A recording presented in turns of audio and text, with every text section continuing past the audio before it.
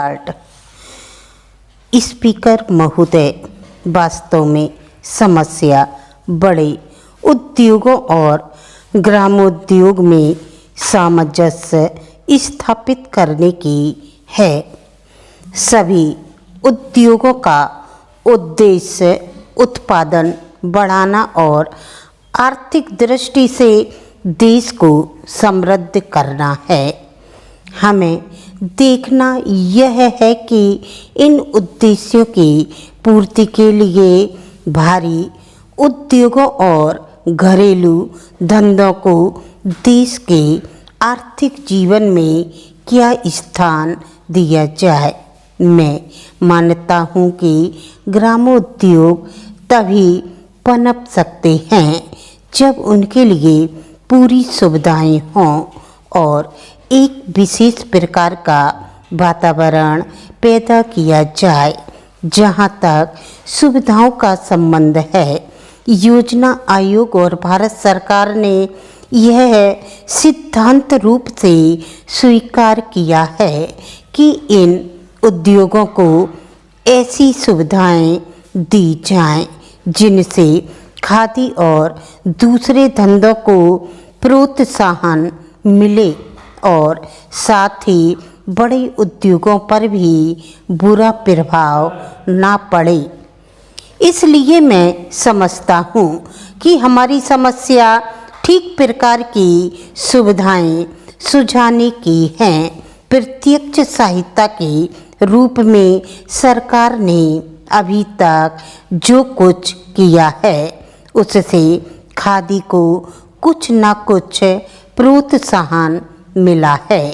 खादी के लिए एक क्षेत्र सुरक्षित कर देने के प्रश्न पर भी विचार किया गया, जिससे खादी और मिल के बने कपड़े के बीच प्रतिस्पर्धा ना रहे। मैं समझता हूँ कि केवल खादी के लिए ही नहीं, दूसरे गृह उद्योग भी ऐसे हैं जिनके लिए क्षेत्र सुरक्षित कर देने चाहिए और जिन वस्तुओं का उत्पादन केवल ग्रामोद्योगों द्वारा ही हो, उनके लिए हर प्रकार के बड़े कारखानों की स्थापना रोक दी जाए और यदि आवश्यक समझा जाए तो कानून का भी सहारा लिया जाए। ग्रामोद्योग को जब तक सरकार की ओर से प्रोत्साहन नहीं मिलेगा और बड़े बड़े कारखानों के साथ उनकी प्रतिस्पर्धा होने दी जाएगी, तब तक उनका पनपना असंभव नहीं तो कठिन अवश्य है। आज तो उनको प्रोत्साहन मिलने की अपेक्षा बड़े बड़े कारखानों को माल ढोने के लिए रेल भाड़े की तथा अनेक प्रकार की दूसरी सुविधाएं अधिक मिल रही हैं और ग्रामोद्योग एक एक करके नष्ट होते जा रहे हैं। इस नीति में केवल परिवर्तन ही नहीं किया जाना चाहिए, बल्कि इसको दूसरी ओर मोड़ देना चाहिए और छोटे उद्योगों को प्रोत्साहन देने के लिए उन्हें सभी प्रकार की सुविधाएं मिलनी चाहिए। उनके लिए केवल आर्थिक सहायता ही काफ़ी नहीं है। मैं जानता हूँ कि सरकार ने बड़ी बड़ी कारखानों की सहायता के लिए करोड़ों रुपयों की सहायता दी है अथवा उनको बचाने के लिए कर के रूप में जनता पर अरबों का बोझ लादा है। उदाहरण के लिए चीनी को ही लीजिए। चीनी के कारखानों को विदेशी कारखानों से सफल प्रतिस्पर्धा करने के लिए जनता को नामालूम कितने करोड़ रुपए देने पड़े हैं।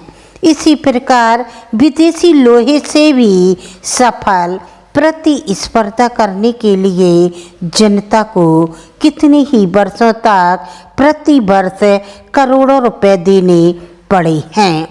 ग्रामोद्योग से जब करोड़ों व्यक्तियों को लाभ पहुंचता है तो कोई कारण नहीं कि उनको उसी प्रकार की और उसी पैमाने पर सहायता क्यों ना दी जाए।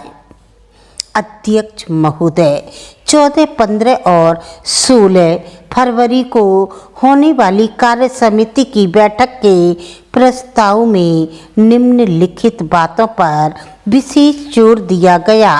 आंदोलन का सूत्रपात गांधी जी और उनके द्वारा चुने गए लोगों द्वारा किया जाएगा और पूर्ण स्वराज्य की प्राप्ति के लिए इस आंदोलन को अहिंसात्मक ढंग से चलाया जाएगा। सभी कार्यजनों तथा अन्य लोगों को सत्याग्रहियों के साथ सहयोग करके उनकी मदद करनी चाहिए। सामूहिक विनय अवज्ञा आरंभ होने की स्थिति में भारतवासियों का आह्वान किया गया था कि सरकार को कोई स्वैच्छिक सहयोग देना बंद कर दे। अंत में नेताओं की गिरफ्तारी की हालत में भारत की जनता खुद कांग्रेस संगठन को चलाएगी और आंदोलन का नेतृत्व करेगी। प्रस्ताव में यह नहीं बताया गया था कि आंदोलन के सूत्रपात का वास्तविक स्वरूप क्या होगा। आंदोलन आरंभ होने से पहले बहुत से कांग्रेस कार्यकर्ताओं के मन में शंका थी कि इसका अंत और परिणाम कैसा और क्या होगा। हालांकि गांधी जी ने कह दिया कि यह आंदोलन अंत तक चलेगा। यह भी सवाल उठाया गया कि कहीं पिछली बार की भांति इस आंदोलन को भी बीच में रोक तो नहीं दिया जाएगा। स्मरणीय है कि पिछली बार 1922 में चोरी चोरा की घटना के बाद आंदोलन स्थगित कर दिया गया था। अपनी आत्मकथा में जवाहरलाल नेहरू ने इसे इस प्रकार बताया है। महात्मा गांधी जी के अनुसार अहिंसा का तरीका ही एकमात्र सही रास्ता है और सही ढंग से इस तरीके पर काम किया जाए तो अमोघ तरीका है। आपको डिस्कशन अच्छी लगी तो आप लाइक करें, सब्सक्राइब करें। That's all.